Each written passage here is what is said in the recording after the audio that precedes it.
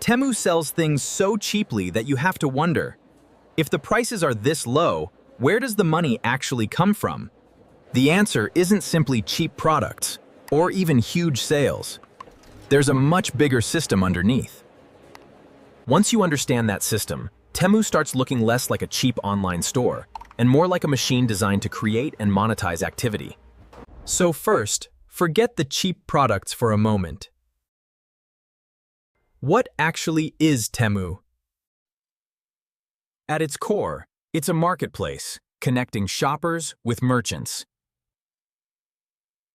The merchants supply the products, while the platform provides the digital marketplace and services around the transaction.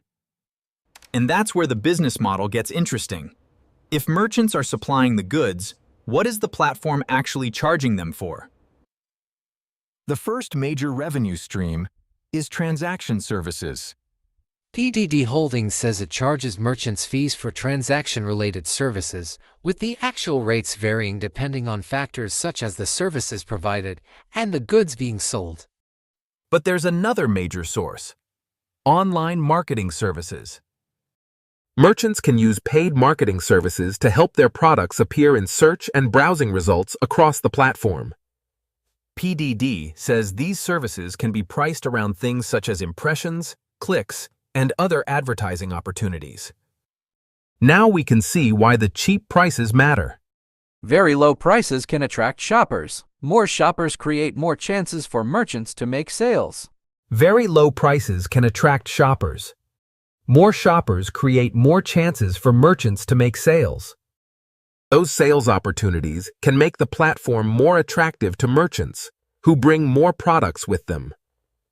And more merchants mean more products, more choice, and potentially more reasons for shoppers to come back.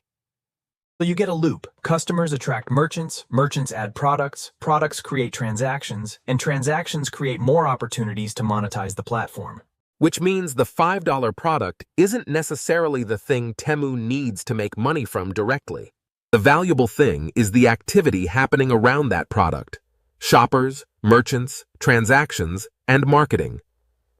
Of course, creating all that activity isn't free.